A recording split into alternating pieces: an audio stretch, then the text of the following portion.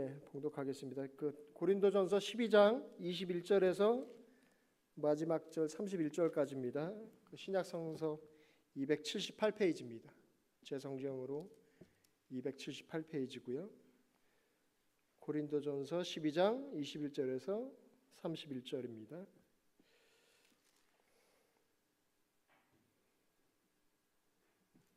다 찾으셨죠? 같이 봉독하겠습니다. 눈이 손더러 내가 너를 쓸 데가 없다 하거나 또한 머리가 발더러 내가 너를 쓸 데가 없다 하지 못하리라. 그뿐 아니라 더 약하게 보이는 몸의 지체가 도리어 요긴하고 우리가 몸에 덜 귀히 여기는 그것들을 더욱 귀한 것들로 입혀주며 우리의 아름답지 못한 지체는 더욱 아름다운 것을 얻느니라. 그런즉 우리의 아름다운 지체는 그럴 필요가 없느니라. 오직 하나님의 몸을 고르게 하여 부족한 지체에게 귀중함을 더하사 몸 가운데에서 분쟁이 없고 오직 여러 지체가 서로 같이 돌보게 하셨느니라. 만일 한 지체가 고통을 받으면 모든 지체가 함께 고통을 받고 한 지체가 영광을 얻으면 모든 지체가 함께 즐거워하느니라. 너희는 그리스도의 몸이요 지체의 각 부분이라. 하나님의 교회 중에서 맷을 세우셨으니 첫째는 사도요, 둘째는 선지자요, 셋째는 교사요, 그 다음은 능력을 행하는 자요, 그 다음은 병 고치는 은사와 서로 돕는 것과 다스리는 것과 각종 방언을 말하는 것이라. 다 사도이겠느냐? 다 선지자이겠느냐? 다 교사이겠느냐? 다 능력을 행하는 자이겠느냐? 다 병 고치는 은사를 가진 자이겠느냐? 다 방언을 말하는 자이겠느냐? 다 통역을 하는 자이겠느냐? 너희는 더욱 큰 은사를 사모하라. 내가 또한 가장 좋은 길을 너희에게 보이리라. 아멘. 오늘도 새벽 예배에 오신 승희라, 너는 하나님의 보석이다, 보석이다. 변함없이 새벽 예배를 드리는 권사님, 집사님, 장로님, 하나님의 보석입니다. 이 모든 것이 주님의 은혜입니다. 아멘. 고린도전서를 계속 하고 있습니다. 오늘은 지체와 은사에 대한 그런 말씀을 하겠습니다. 전에 앞절에서 나왔던 그 내용을 계속 좀 반복을 해야 될 것 같은데요. 지체에 대한 그런 말씀을 하겠습니다. 예수를 머리로 한 어떤 각 성도가 여러 부분으로 어떤 역할을 하면서 그게 이제 지체의 어떤 의미를 가지고 있는 것이죠. 그 연합이라는 말이 한 몸 같은 어떤 지체를 말하는 것입니다. 그러니까 우리는 누가 뭐라고 해도 하나의 어떤 지체고 그렇게 해서 하나님의 자녀로 그렇게 한 몸이 되는 것이죠. 하나님을 머리로 해서 각 부분으로 지체가 되는 것입니다. 여기서 얘기하는 어떤 하나됨이라고 하는 것은 어떤 통일됨을 얘기하는 것인데요. 그 통일됨이 획일적인 하나의 의미를 가지고 있는 것은 아닙니다. 그 연합이라고 말하는 것, 다양성을 가지고 있으면서 그게 이제 하나를 가진다는 그런 의미를 얘기하는 것입니다. 25절에 보면 그런 말씀이 있죠. 몸 가운데서 분쟁이 없고 오직 여러 지체가 서로 같이 돌보게 하셨느니라. 한 지체가 고통을 받으면 모든 지체가 함께 고통을 받고 한 지체가 영광을 얻으면 모든 지체가 함께 즐거워하느니라. 아멘. 그러니까 지체의 어떤 하나됨은 각각의 어떤 개인의 사항이 아니라 일률적이지도 않다, 이런 말씀을 하면서 연합이 됐다라는 말씀을 이어서 하는 것이죠. 그러니까 지체의 다양성이 어떤 그 연합되는 것, 여러 가지가 이제 돋보이게 하면서 하나가 되는 것이죠. 다양성 자체가. 그래서 이 다양성이라는 것 자체가 이제 어떤 하나, 지체로서 성도, 교회, 이거 하나됨을 말씀하고 있는 것입니다. 그래서 우린 그리스도 안에서 하나가 되는 것이죠. 구원에 대해서도 하나인 것이고요. 그러니까 내가 받은 어떤 구원이 권사님과 집사님, 모든 성도님과 같은 구원이라는 것입니다. 그런 의미에서 하나인 것이죠. 그러니까 한 가족이 있죠. 자녀들은 각각이고, 그렇지만 하나라는 어떤 가족의 개념으로 우리라고 얘기를 하죠. 그것이 이제 오늘 말씀한 그런 지체의 어떤 통일된 그런 의미입니다. 그렇게 우리가 각자의 어떤 자리에서 독립체로서 최선을 다하고 그렇게 삶을 사는 것이죠. 이것이 우리 교회 지체의 어떤 모습일 겁니다. 고린도전서 12장에는 그런 것들의 어떤 표현들이 많이 담겨져 있는데요. 그러면서도 이제 어떤 은사, 성령에 의해서 주시는 은사에 대해서 앞절에 잠깐 말씀을 드리겠습니다. 12장 4절에서 6절에는 이런 표현이 있죠. 은사는 여러 가지나 성령은 같고 직분은 여러 가지나 주는 것은 같으며 또 사역은 여러 가지나 모든 사람 가운데서 이루는 하나님은 같으니라. 아멘. 그러니까 그 성령은 예수 그리스도의 어떤 영이죠. 그 하나이신 그리스도에게서 우리는 나왔고 똑같이 하나님의 자식이라는 그런 맞는 표현을 하는 것입니다. 그러니까 다양함과 변화성을 어떤 통일된 부분으로 예수 그리스도라는 하나된 부분으로 표현을 하는 것이죠. 또 이제 은사는 그 한 번 예수님께서 주시는 건데 어떤 그 목적을 가지고 있죠. 그 나누어 주기 위한 그런 목적이 있습니다. 그 지식과 병, 믿음, 능력, 어떤 예언 이런 은사들은 모든 분들에게 각각 주셨어요. 그러니까 없는 분이 없습니다. 그게 어떤 예수 그리스도라는 한 분이 어떤 목적을 위해서 나눠 주신 겁니다. 그게 어떤 연합이 되고 그렇게 해서 우리 교회가 되는 것이죠. 또 다른 말로 그렇게 해서 우리는 예수라고도 합니다. 그 여러분이 각자 가지고 있는 어떤 은사는 각자의 자리에서 최선을 다하는 것입니다. 이것이 예수이고 교회입니다. 은사는 예수 그리스도가 성령을 통해서 주시는 것입니다. 그러니까 성령의 은사, 예수 그리스도의 은사 이거는 다 같은 말인 것이죠. 그러니까 각자의 은사를 잘 지켜 나감으로써 어떤 교회가 좋은 방향으로 가는 것이고요. 이것에 대해서 고린도전서 12장은 누누이 지금 반복해서 얘기를 하고 있는 것입니다. 그 은사장이 성경에는 한 5군데 정도가 나오는데요. 그 중에서 에베소서 4장 8절을 한번 보겠습니다. 그가 위로 올라가실 때 사로잡혔던 자들은 사로잡으시고 사람에게 선물을 주셨다 하였도다. 아멘. 선물이라고 말씀하죠. 이 에베소서 4장의 어떤 선물, 이 구절은 또 시편의 어떤 68편의 구절을 인용하고 있거든요. 시편은 구약이잖아요. 그러니까 신약보다 1000년 이상 앞에 쓰여진 어떤 책인데 시편의 기자는 갑자기 은사가 주어진 게 아니라 어떤 계획에 의해서 주어졌다는 그런 말을 하고 있는 것이죠. 그러니까 하나님의 계획에 의해서 은사는 주어진 것입니다. 그러니까 시편 68편은 어떤 다윗의 시거든요. 하나님께서 그에게 어떤 안겨주신 승리를 찬양하는 그런 시인데 홍해를 건너서 바로에게서 그렇게 승리한 어떤 그 승리가 하나님의 승리라 이런 찬양을 하는 그런 시입니다. 그래서 하나님의 백성들이 공경에 처했을 때 하나님이 내려오셔서 구원을 하고 그거는 어떤 하나님의 승리다 이런 식으로 이제 하나님의 승리를 돌리는 것이 시편의 68편의 이야기고 그것을 또 인용한 게 에베소서 4장이고요. 그 은사장과 같은 게 오늘 어떤 고린도전서 12장의 은사장과 또 같은 표현인 것이죠. 그러니까 여호와 하나님, 여기서 시편에 나오는 여호와 하나님은 예수 그리스도고 예수 그리스도를 바울은 지금 계속 얘기를 하는 것입니다. 그래서 어떤 주께서 높은 곳에서 오르시고 사로잡은 자들을 취하시고 선물을 사람에게 받으시고 받은 자들에게부터 받으시고 여호와 하나님이 그들과 함께 계시기 때문이라. 그러니까 시편 68편에 계속 나오는 그런 표현인데요. 이것이 어떤 교회에 온 우리 어떤 선물, 은사, 주 예수 그리스도로부터 온 것을 반복적으로 표현을 하고 있는 것입니다. 이것들은 그를 통해서 온 것이죠. 그래서 예수 그리스도가 인간들을 위해서 하나님 아버지께 순종함으로 말미암아 교회에게 나눠주신 것입니다. 그러니까 그 선물이라는 게 은사를 얘기하는 겁니다. 그러니까 우리를 하나로 만드셨죠. 그래서 선물을 주셨고 그것을 알고 어떻게 힘써 싸워 나갈 수 있겠습니까? 뭔지 모르지만 처음부터 다시 싸워서 그렇게 해서 다시 시작을 해야 된다는 것이 이제 성경에 써 있는 모든 얘기입니다. 또 은사장의 얘기고요. 은사가 5군데 나온다고 말씀을 드렸죠. 오늘 본문인 고린도전서 12장, 아까 얘기했던 에베소서 4장, 로마서 12장, 베드로전서 4장, 디모데후서 1장 이렇게 해서 하나님의 선물, 은사가 나옵니다. 총 20가지 정도의 어떤 은사가 나오는 것 같은데요. 이것을 은사를 한마디로 표현하면 구원, 영생이라고 할 수 있습니다. 그러니까 모든 선물, 은사는 어떤 구원과 영생을 위해서 존재하는 것입니다. 로마서 6장 23절에는 이런 말씀이 있습니다. 죄의 싹은 사망이요 하나님의 은사는 그리스도 예수 우리 주 안에 있는 영생이니라. 아멘.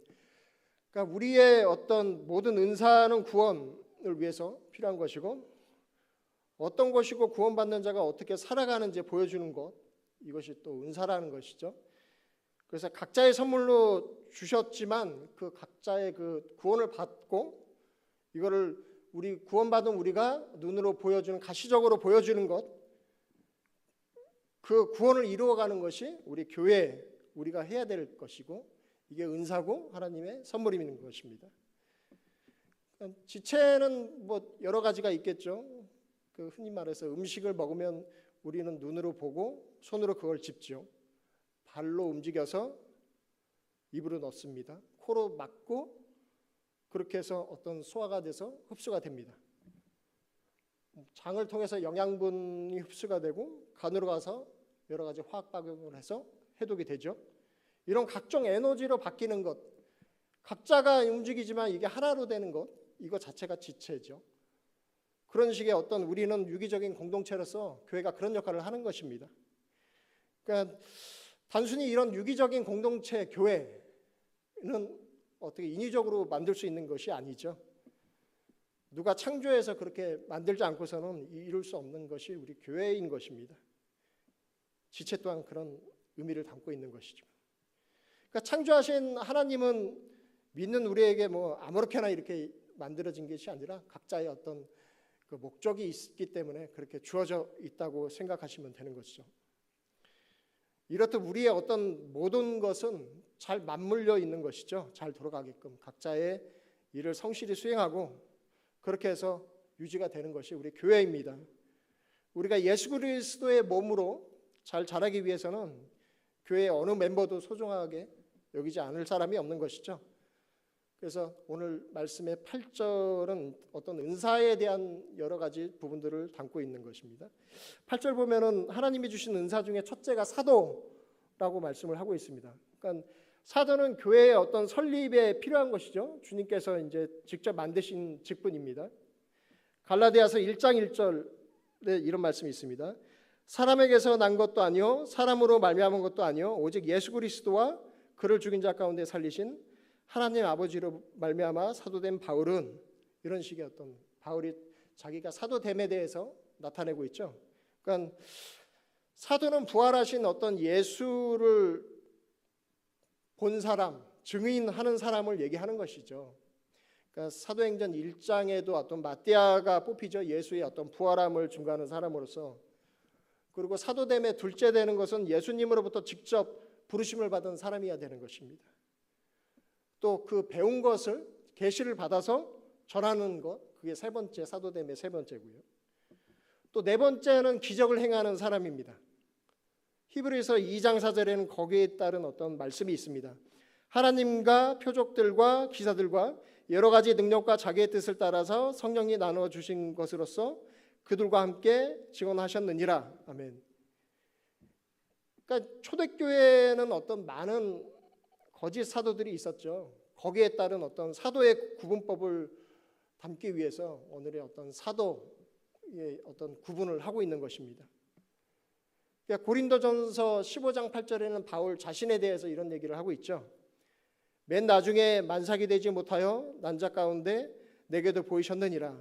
나도 사도 중에 가장 작은 자라. 나는 하나님의 교회를 박해하였으므로 사도라 칭함받기를 감당하지 못할 자니라. 아멘. 그러니까 예수님이 그 맨 나중에 사도 바울에게 보이시고서 그것을 끝낸다는 그런 얘기를 담고 있는 거예요.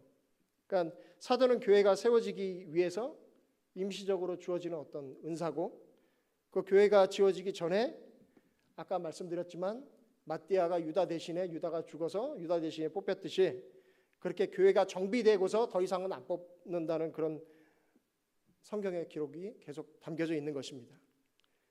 사도행전 12장에 보면 또 야고보가 헤롯에게 죽고서 그 외에 이제 후계자를 뽑지 않죠. 성경에 나오는 어떤 선지자에 관련한 부분들 또한 많이 남아 있습니다. 두 번째 사도, 그 다음에 이제 선지자를 말씀을 하고 있는데요. 오늘 본문이. 그러니까 선지자는 어떤 부활하신 예수를 본 사람을 조건으로 담고 있는 거죠. 그래서 그것을 성령의 감동함을 받아서 말하는 자야 되는 것입니다. 그러니까 그 하나님의 직접적인 말씀을 듣고서 말하는 사람들을 선지자라고 얘기를 하죠. 그 선지자들은 그 신약성서에 많이 나와 있습니다. 누가복음 2장에 안나가 선지자였고요. 또 사도행전에 보면 많이 나와 있죠. 빌립의 어떤 예언했던 빌립에게 예언했던 어떤 딸 4명 계속 나와 있죠. 또 사도행전 그 21장에 보면은 이런 얘기가 또 있습니다. 이튿날 떠나 가이사라에 이르러 7 집사 중 하나인 전도사 빌립의 집에 들어가 머무느니라. 그들에게 딸 넷이 있으니 처녀로 예언하는 자라. 그러니까 선지자라는 얘기죠. 그 글에 또 이제 아가보라는 사람이 또 있는데요. 그 또한 어떤 선지자, 유대로부터 내려온 선지자입니다. 그들은 모두 어떤 성령의 감동함을 입어서 직접 예언을 하는 사람들이었습니다. 예레미야는 그런 말씀을 하셨죠. 거짓 선지자는 평안하다 평안하다 얘기하지만 진짜 선지자는 직접 말씀을 듣고 우리한테 말씀을 꽂아주시죠. 그것이 선지자입니다. 성경과 예수 그리스도 그들의 교리를 따라가는 것. 그러니까 계시는 어떤 성경이 완성되면서부터 거기서부터 하나님의 직접적인 계시는 없다. 이게 성경의 어떤 본 취지고 요지입니다. 신구약 이상의 어떤 하나님의 계시는 더 이상 없습니다. 이게 어떤 성경의 계시 외에 다른 것을 더하면 너희는 저주를 받을 것이다. 이러면서 요한계시록 22장은 그렇게 쓰고서 마무리를 짓고 책을 덮죠. 한번 볼까요? 요한계시록 22장 18절에서 19절.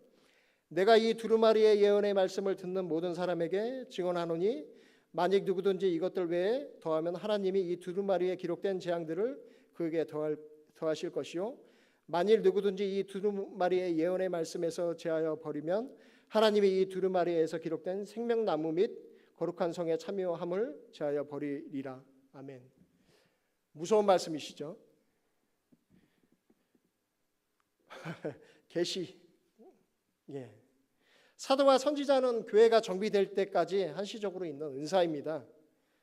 이제 그 다음에 나온 게 어떤 교사잖아요. 교사는 어떤 목사와 같은 말인데요. 말씀을 풀어서 가르치는 그런 직분을 얘기합니다. 또 교사가 가르치는 것 또한 소홀히 해서는 안 되는 것이죠. 지금까지 지속되는 어떤 은사가 목사와 교사이죠. 이 모든 직분은 예수 그리스도로부터 주어지시는 그런 겁니다. 어떤 교회는 어떤 행정 조직이 필요하고 거기에 따른 직분과 직책이 필요하죠. 자신의 어떤 성숙함도 중요하지만 그 직분자들을 보면서 다른 사람들이 어떤 성숙함에 모범이 되어야 되는 것이고요. 그런 사람들을 위해서 봉사하고 섬기는 자라야 하는 것입니다.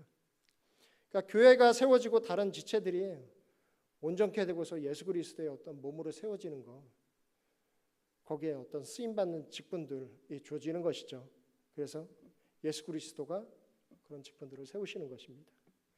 목사, 집사, 장로 이거는 항종직이라고 말씀하잖아요. 항종직이라는 뜻이 예수 그리스도가 올 때까지 꼭 필요하다. 그래서 항종직 이렇게 얘기를 하는데요. 성경이 명령하고 있는 것이죠. 내 사랑하는 어떤 지체들과 어떤 바른 말을 하기 위해서 열심히 공부하고 그런 이유들이 또 여기 있는 것이죠. 두려움을 가지고서 성경을 보고 그래서 올바르게 전하는 것 이게 또 우리의 본분이 아닌가 그런 생각을 합니다. 그러니까 직분은 어떤 나는 죽고 남이 사는 그런 정신 위에 존재하는 것이 은사입니다. 그러니까 교인이 성숙하기 위해서 필요한 것 그래서 하나님이 직분을 주시는 것입니다. 그러니까 우리의 거룩을 위해서 최선을 다하여 선용해야 되는 것이죠. 그 연약한 사람이 직분을 가져도 그것에 어떤 큰 도움과 어떤 성숙이 될 수 있어야 되는 것입니다. 각자의 어떤 은사를 가지고서 실수를 할 수도 있죠. 그렇지만 그 실수, 그 용서가 돼야 되는 것이 우리 교회 안에서의 어떤 입장일 것입니다. 하나님의 성품이 그런 게 아닐까 생각을 해봅니다. 그것이 또 맞는 것이고요. 고린도전서 1장 26절에는 이런 말씀이 있습니다. 형제들아 너희를 부르심을 보라. 육체를 따라 지혜로운 자가 많지 아니하며 능한 자가 많지 아니하며 문벌 좋은 자가 많지 아니하도다. 그러나 하나님께서 세상에 미련한 것들을 택하사 지혜 있는 자들을 부끄럽게 하려 하시고 세상에 약한 것을 택하사 강한 것을 부끄럽게 하려 하시며 하나님께서 세상에 천한 것과 멸시받는 것과 없는 것을 택하사 있는 것들을 폐하려 하시나니 이는 아무 육체도 하나님 앞에 자랑하지 못하게 하려 하심이라. 아멘. 이렇게 우리 생각과 다르게 일하심을 보이시는 것이죠. 항상 하나님이 오르셨고 저희는 틀렸습니다. 항상 그래왔듯이 많은 지체들이 있고 하나님이 완성을 하고 하나님이 항상 옳았다는 게 중요한 것 같습니다. 중요한 것이고요. 직분은 하나님이 주신 어떤 책임입니다. 잘못된 어떤 직분자는 하나님이 처리를 하시겠죠. 나의 거룩과 어떤 상대방의 거룩을 위해서 필요한 것이 직분이고요. 우리 어떤 성숙에 필요한 것, 그것이 이제 교회인 것입니다. 매일매일 교회에서 연습을 해야 될 것입니다. 빠짐없이 그렇게 성숙한 삶을 살아야 될 것입니다. 오늘 31절에 보면은 그런 말씀이 마무리가 돼 있죠. 너희는 더 큰 은사를 사모하라. 내가 또한 가장 좋은 길을 너희에게 보이리라. 마지막 절에 그렇게 말씀하시죠. 다음 장이 13장의 어떤 사랑장으로 완성이 되는 것입니다. 수많은 은사 중에 제일은 사랑이죠. 그 사랑, 목사님께 그 사랑에 대해서 들으시고요. 은사, 우리가 갖고 있는 모든 것들, 교회에서 할 수 있는 모든 것들 각자 역할을 하셔서 그렇게 해서 창조교회가 됐으면 합니다. 기도하시겠습니다. 아버지 은혜를 감사합니다. 부족한 종을 세우셔서 말씀하게 하시면 주님의 은혜입니다. 허락하신 말씀의 은사로 그렇게 창조교회를 새롭게 하시옵소서. 예수 그리스도 귀하신 이름으로 기도드립니다. 아멘. 주기도문 하시겠습니다. 하늘에 계신 우리 아버지, 아버지의 이름을 거룩하게 하시며 아버지의 나라가 오게 하시며 아버지의 뜻이 하늘에서와 같이 땅에서도 이루어지게 하소서. 오늘 우리에게 일용할 양식을 주시고 우리가 우리에게 잘못한 사람을 용서하여 준 것 같이 우리의 죄를 용서하여 주시고 우리를 시험에 빠지지 않게 하시고 악에서 구하소서. 나라와 권능과 영광이 영원히 아버지의 것입니다. 아멘.